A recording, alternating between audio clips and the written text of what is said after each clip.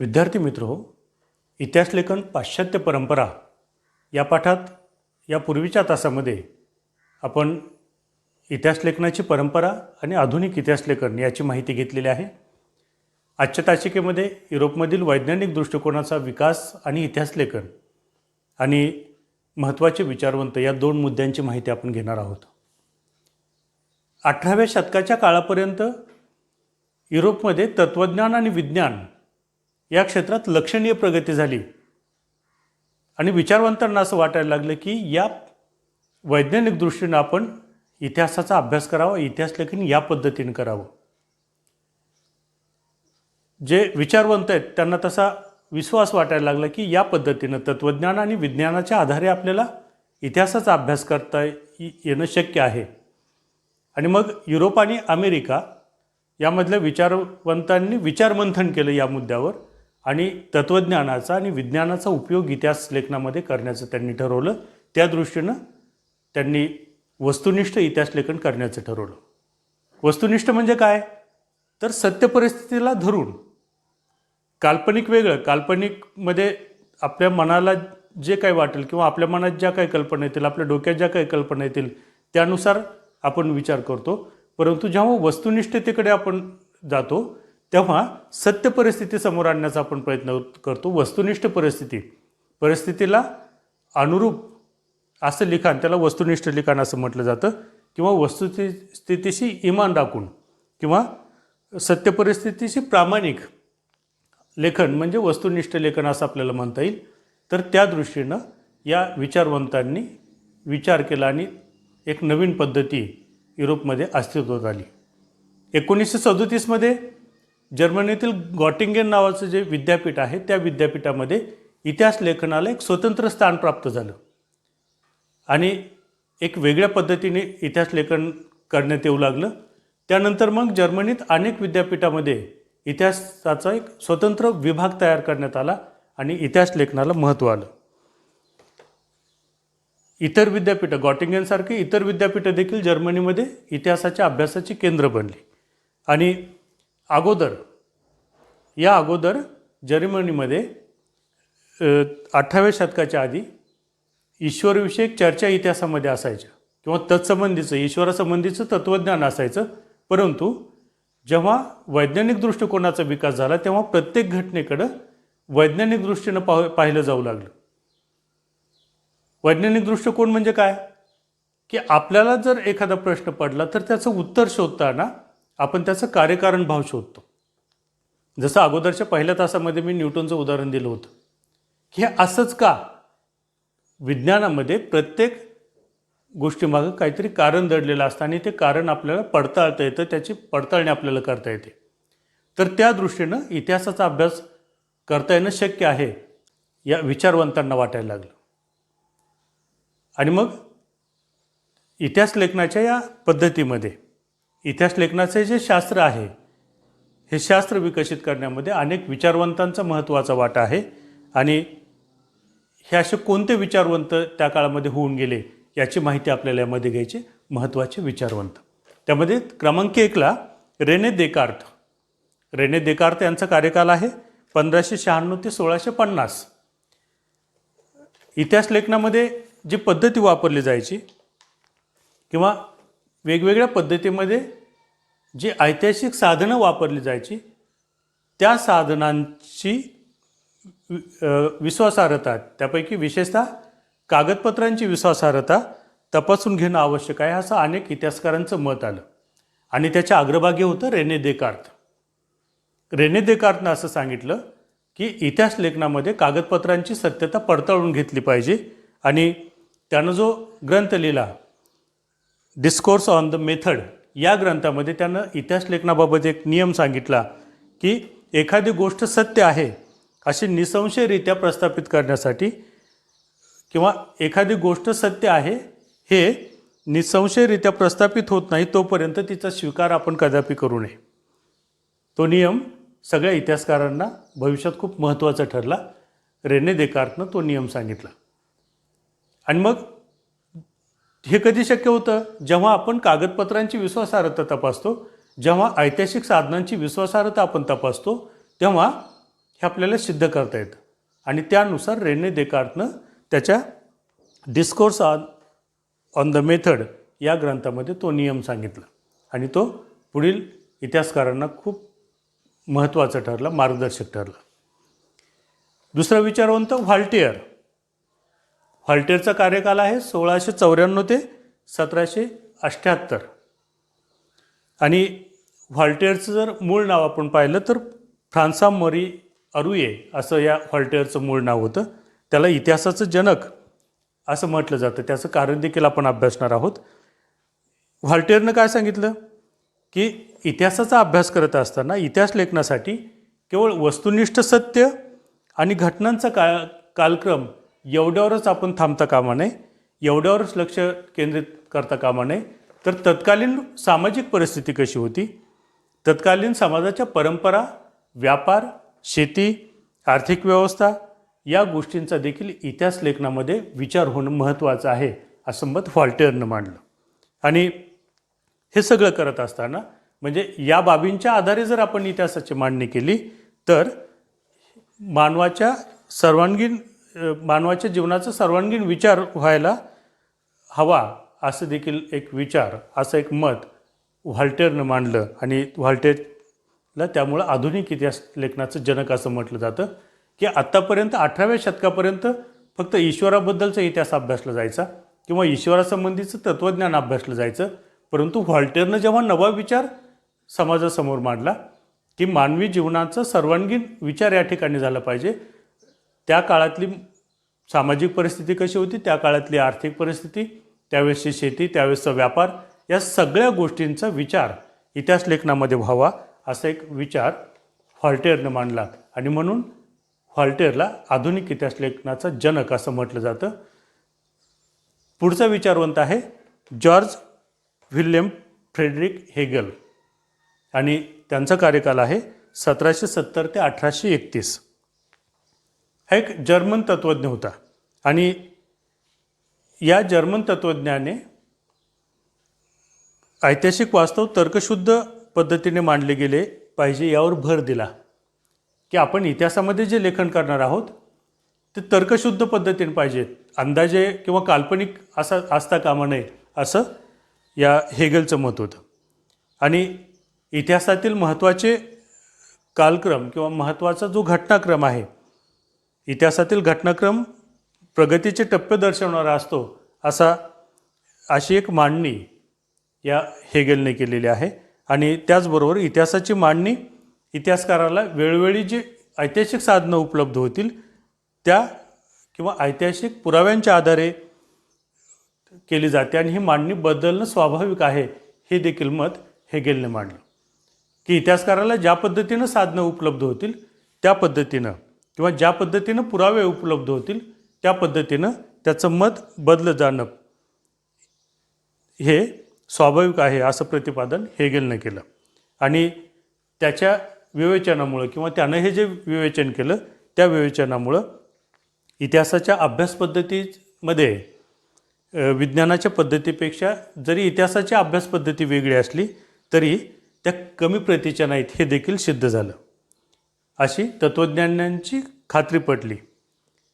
हेगलनं इन्सायक्लोपीडिया of philosophical sciences या ग्रंथामध्ये हेगलनं जे आत्तापर्यंत म्हणजे व्याख्यानं दिलेली आहेत ती व्याख्यानं आणि हेगलचे लेख यांचा समावेश या ग्रंथामध्ये आहे.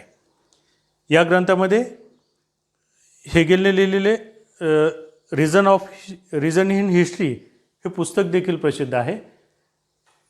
हेगलनं जे पुस्तक लिहिलं द रिझन इन हिस्ट्री हे पुस्तक प्रसिद्ध आहे. त्यामध्ये देखील इतिहास लेखनाबद्दलची बरीचशी माहिती दिलेली आहे.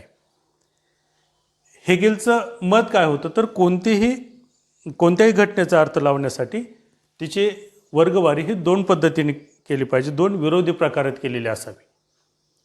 द्वंद्ववाद असं त्याला म्हटलं. खरं खोटं एखादी गोष्ट जेव्हा आपण अनुभवतो किंवा एखादी गोष्ट जेव्हा आपल्या समोर येते तेव्हा आपण दोन पद्धतीने तिचा विचार करतो, हे खरं असेल की खोटं असेल. आणि हेगलचं तेच मत होतं की एखाद्या बाबीवर आपण दोन्ही पद्धतीने विचार करावा, दोन्ही विरोधी बाबींना आपण विचार करावा आणि शेवटी त्याचं सार काढावा. दोन्ही मतं आपण लिहून काढायची की ही गोष्ट आहे आणि या गोष्टीबद्दल हे मत असं आहे, दुसरं मत असं आहे. आणि जेव्हा दोन्ही मतं समोर येतील तेव्हा त्या म्हणजे एखादा सिद्धांत जर आपण मांडला तर त्या सिद्धांताला छेद देणारा प्रतिसिद्धांत मानला जातो, हे हेगेलनं सांगितलं. या द्वंद्ववादमध्ये ते आहे. द्वंद्ववाद पद्धती जी आहे त्या प्रत्येकाचे प्रत्येक गोष्टीबद्दल दोन मतं असतात. ती दोन्ही मतं आपण मांडायची आणि शेवटी त्या दोन्हीचा सार आपण काढायचा. दोन्हींचा सार म्हणजे तर्कशुद्ध मांडणी केल्यानंतर, उहापोहानंतर, त्यावर दोन्ही बाजूने चर्चा झाल्यानंतर जे काही सार निघेल त्या आधारे आपण एखाद्या सिद्धांताची मांडणी करावी, असं हेगेलचं मत होतं. पुढचा शास्त्रज्ञ विचारवंत आहे लिओपोल्ड फॉन रांके आणि यांचा कार्यकाल आहे इसवी सन 1795 ते 1886. जसं इतर इतिहासकारांनी मत मांडलं, इतर विचारवंतांनी मत मांडलं, तसं 19व्या शतकातील इतिहास लेखनाच्या पद्धतीवर प्रामुख्याने जे बर्लिन विद्यापीठातील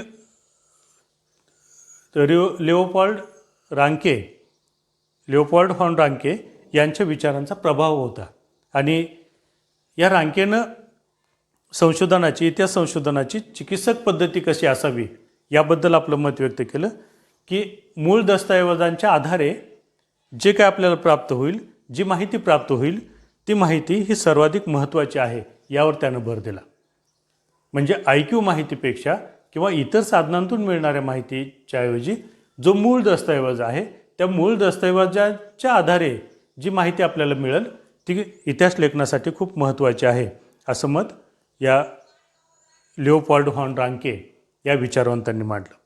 आणि जो दस्तऐवज आपल्या हाती पडेल त्या दस्तऐवजाचा कसून शोध घेणे म्हणजे काय की त्याची सत्यता पडताळणं, विश्वासार्हता पडताळणं, ते सत्य आहे का, बरोबर आहे का, त्याच्या मुळापर्यंत जाणं, याला कसून शोध घेणं असं आपल्याला म्हणता येईल. तर तशा पद्धतीनं कसून शोध घेणं हे अत्यंत महत्त्वाचं आहे असं देखील रांकेनं आपल्यासमोर मांडलेलं आहे. आणि अशा पद्धतीनं जर आपण इतिहास लेखन केलं तर इतिहासाच्या सत्यापर्यंत आपल्याला पोहोचता येतं, हे रांकेनं सांगितलेलं आहे. इतिहास लेखनातील जी काल्पनिकता आहे त्या काल्पनिकतेवर रांकेनं टीका केलेली आहे आणि त्यानं जागतिक इतिहासाच्या मांडणीवर भर दिलेला आहे. रांकेनं the theory and practice of history आणि the secret of world history या ग्रंथामध्ये त्याचे विविध लेखांचं संकलन केलेलं आहे. म्हणजे रांकेनं जे 2 ग्रंथ लिहिले, the theory and practice of history आणि the secret of world history, यामध्ये त्यांनी जे लेख लिहिलेले त्याचं संकलन केलेलं आहे. पुढचा विचारवंत आहे कार्ल मार्क्स. 1818 ते 1883 हा कार्ल मार्क्सचा कार्यकाल आहे. आपण पाठ्यपुस्तकाच्या परिचयाच्या वेळेस देखील मुखपृष्ठावर असलेल्या चित्राच्या वेळेस थोडक्यात माहिती घेतलेली आहे त्या चित्रासंबंधी. 19व्या शतकाच्या उत्तरार्धामध्ये कार्ल मार्क्स यानं जो सिद्धांत मांडला, या सिद्धांतामुळे इतिहासाच्या दृष्टिकोनात महत्त्वाचा बदल घडून आणणारे वैचारिक प्रणाली अस्तित्वात आली. कार्ल मार्क्सनं काय सांगितलं की इतिहास हा अमूर्त कल्पनांचा नसून तो जिवंत माणसांचा असतो आणि माणसामधील जे नातेसंबंध असतात ते नातेसंबंध त्यांच्या मूलभूत गरजा भागवण्यासाठी उपलब्ध असलेल्या उत्पादन साधनांच्या स्वरूपावर आणि मालकीवर अवलंबून असतात. समाजातील वेगवेगळ्या घटकांना ही साधने समप्रमाणात उपलब्ध होत नाहीत आणि त्यातून समाजाची वर्गावर आधारित अशी विषम विभागणी होते आणि त्यातून वर्गसंघर्ष निर्माण होतो. आणि मानवी इतिहास हा अशा वर्गसंघर्षाचा इतिहास असून ज्या वर्गाच्या ताब्यात ही उत्पादन साधने असतात तो वर्ग इतर वर्गाचे आर्थिक शोषण करतो, अशी मांडणी त्यानं केलेली आहे, कार्ल मार्क्सने केलेली आहे. आणि दास कॅपिटल या नावाचा जो ग्रंथ कार्ल मार्क्सने लिहिलेला आहे तो ग्रंथ जगप्रसिद्ध आहे. कार्ल मार्क्सनं इतिहासकारांना किंवा विचारवंतांना एक नवीन प्रणाली दिली की मानवी वर्ग कसे आहेत, ते उत्पादन साधनांच्या आधारे त्यांच्यात विषमता कशी निर्माण झालेली आहे आणि इतिहासाच्या बाबतीत हे वर्गसंघर्ष निर्माण जे झालेले आहेत, तो वर्गसंघर्षाचा इतिहास हा महत्त्वाचा आहे हे देखील कार्ल मार्क्सनं सांगितलेलं आहे. ज्या वर्गाच्या ताब्यामध्ये उत्पादनाची साधनं असतात, तो वर्ग इतर वर्गावरती अन्याय करतो किंवा इतर वर्गाचं आर्थिक शोषण करतो हे कार्ल मार्क्सनं प्रभावीरित्या मांडलेलं आहे. म्हणजे इतिहास लेखन करत असताना जसं इतर सगळ्या बाबींचा आपण विचार करतो, त्याच पद्धतीनं या मानवामधील जे वर्ग तयार झाले, तर आर्थिक विषमता जी आहे याचा देखील इतिहास लेखनामध्ये विचार होणं तेवढंच महत्त्वाचं आहे हे कार्ल मार्क्सनं सांगितलेलं आहे. आणि दास कॅपिटल या ग्रंथामध्ये याची सविस्तर माहिती कार्ल मार्क्सनं दिलेली आहे. पद्धती ॲनल्स प्रणाली ही या काळामध्ये उदयास आली आणि 20व्या शतकाच्या सुरुवातीला फ्रान्समध्ये ही ॲनल्स प्रणाली उदयास आली. ॲनल्स प्रणालीमध्ये काय सांगितलेलं आहे की इतिहास लेखनाला एक वेगळी दिशा या ॲनल्स प्रणालीमुळे मिळालेली आहे. यात असं सांगितलं की इतिहासाचा अभ्यास करत असताना फक्त राजे किंवा राजकीय घडामोडी, राजे, त्यांचे महान नेते आणि त्या अनुषंगानं राजकारण किंवा त्या राजांची मुत्सद्देगिरी, युद्धे एवढ्यावरच फक्त इतिहास लेखनामध्ये लक्ष केंद्रित करण्याची गरज नाही, तर तत्कालीन हवामान कसं होतं, त्या काळात हवामान कसं होतं, त्यावेळेसचे स्थानिक लोक काय करायचे, त्यांची शेतीची पद्धती, तसंच त्यांचा व्यापार, तंत्रज्ञान, दळणवळण, संपर्काची साधने, सामाजिक विभागणी कशी होती आणि समूहाची मानसिकता कशी होती, या गोष्टींचा देखील अभ्यास इतिहास लेखनामध्ये करणं महत्त्वाचं आहे असं मानलं जाऊ लागलं. आणि या ॲनल्स प्रणालीची सुरुवात करण्याचे आणि तिचा विकास करण्याचे श्रेय हे सगळं फ्रेंच इतिहासकारांना जातं. फ्रेंच इतिहासकारांनी ही ॲनल्स प्रणाली मांडली की फक्त राजांनी केलेली युद्ध, त्यांचे तत्त्व, राजांची मुत्सद्देगिरी किंवा महान नेते, राजकीय घडामोडी इतक्यापुरताच इतिहास मर्यादित राहता कामा नये, तर त्या काळामध्ये हवामान कशा पद्धतीनं होतं, तेव्हा मानवी जीवन कसं होतं, त्यांचे व्यापार, त्यांनी केलेली शेती, तंत्रज्ञान, दळणवळणाची साधने, या सगळ्या बाबींचा विचार इतिहास लेखनामध्ये व्हावा हे या ॲनल्स प्रणालीतून आपल्याला लक्षात येतं. त्यानंतर स्त्रीवादी इतिहास लेखन. स्त्रीवादी इतिहास लेखन म्हणजे काय की स्त्रियांच्या बाबतीत केलेले इतिहास लेखन. मग स्त्रियांच्या दृष्टिकोनातून केलेली इतिहासाची पुनर्रचना म्हणजे स्त्रीवादी इतिहास लेखन असं आपल्याला म्हणता येईल. शिमॉन द बोव्हा या फ्रेंच विदुषीने स्त्रीवादी इतिहास लेखनामध्ये स्त्रियांचा अंतर्भाव करण्याबरोबर इतिहास लेखनाच्या क्षेत्रातील जी पुरुषांची मक्तेदारी आहे किंवा पुरुषप्रधान दृष्टिकोन आहे याचा पुनर्विचार व्हावा, यावर स्त्रीवादी इतिहास लेखनामध्ये भर दिलेला आहे. त्याचबरोबर पुढील काळामध्ये मग स्त्रियांशी निगडीत सगळ्या गोष्टी, स्त्रियांच्या आयुष्याशी निगडीत नोकरी असेल, रोजगार असेल, ट्रेड युनियन, त्यांच्यासाठी काम करणाऱ्या संस्था, स्त्रियांचे कौटुंबिक आयुष्य, स्वतंत्र सामाजिक वर्ग मानून इतिहास लिहिण्यावर भर दिला गेला. शिमॉन द बोव्हा या फ्रेंच विदुषीने स्त्रीवादाची मूलभूत भूमिका सिद्ध केली आणि तेव्हापासून इतिहास लेखनामध्ये स्त्रियांबद्दलचा इतिहास लिहिला जाऊ लागला. स्त्रियांची त्यावेळेची सामाजिक परिस्थिती किंवा स्त्रियांबद्दलच्या सगळ्या गोष्टींची माहिती यामध्ये येऊ लागली. पुढचे विचारवंत आहेत मायकल फुको. 1926 ते 1984 हा त्यांचा कालखंड आहे आणि 20व्या शतकामध्ये जे फ्रेंच इतिहासकार होऊन गेले त्यामध्ये मायकल फुको हे एक महत्त्वाचे विचारवंत होते.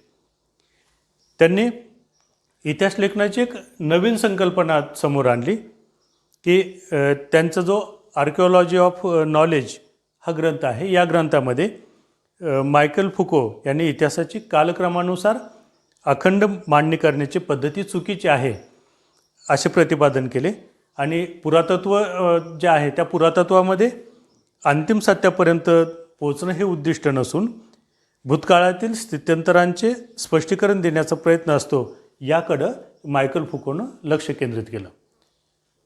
की जेव्हा आपण एखादा पुरातत्वाचा अभ्यास करतो तेव्हा फक्त आपण अंतिम सत्यापर्यंत पोचणं एवढाच उद्देश नाही, तर भूतकाळामध्ये स्थित्यंतरं कोणती झाली, कोणती स्थित्यंतरं झाली, त्या स्थित्यंतराचं स्पष्टीकरण देण्याचा प्रयत्न असतो, हे मायकल फुकोनं सांगितलं. आणि याने इतिहासातील स्थित्यंतरांचे स्पष्टीकरण देण्यावर भर दिला आणि म्हणून या पद्धतीला ज्ञानाचे पुरातत्व असं म्हणतात. मायकल फुकोनं ही जी पुरातत्वाची पद्धती मांडली की पुरातत्वाचा उद्देश काय, आपल्याला इतिहासाच्या अंतिम सत्यापर्यंत जायचंच, परंतु त्या काळातील सामाजिक स्थित्यंतरं कशी झाली, भूतकाळामध्ये कोणती स्थित्यंतरं झाली याची माहिती देखील आपल्याला मिळते. हे मत मायकल फुकोनं मांडलं. आणि मग हे सगळे जे इतिहासकार आहेत, या इतिहासकारांनी पूर्वी विचारात न घेतलेल्या मनोविकृती, वैद्यकशास्त्र, तुरुंगव्यवस्था यासारख्या विषयांचं मायकल फुको यानं इतिहासाच्या दृष्टिकोनातून विचार केला. म्हणजे इतर इतिहासकारांनी ज्या बाबींचा विचार केलेला नव्हता त्या बाबींचा विचार या मायकल फुकोनं इतिहास लेखनामध्ये केला की त्या काळातील लोकांची मनोविकृती कशी होती, किंवा वैद्यकशास्त्र कशा पद्धतीने विकसित होतं, किंवा तुरुंगव्यवस्था कशी होती, हे विषय देखील इतिहासामध्ये महत्त्वाचे आहेत हे मायकल फुकोनं सांगितलं आणि ते समाजासमोर मांडलं. एकूण आधुनिक इतिहास लेखनाची जर व्याप्ती आपण पाहिलं तर अशा पद्धतीनं आधुनिक इतिहास लेखनाची व्याप्ती आहे आणि ही व्याप्ती सतत विस्तारत गेली. आधुनिक इतिहास लेखन पद्धती ही विस्तारत गेली आणि साहित्य, स्थापत्य, शिल्पकला, चित्रकला, संगीतकला, नृत्यकला, नाट्यकला, चित्रपट निर्मिती, दूरदर्शन यासारख्या विविध विषयांचे स्वतंत्र इतिहास लिहिले जाऊ लागले. अशी ही आधुनिक इतिहास लेखन पद्धती. आणि हे सगळे महत्त्वाचे जे विचारवंत आहेत, या महत्त्वाच्या विचारवंतांनी वेगवेगळे विचार, वेगवेगळे तत्त्वज्ञान इतिहास लेखनाच्या बाबतीत मांडलेले. ही माहिती आपण या ठिकाणी घेतली.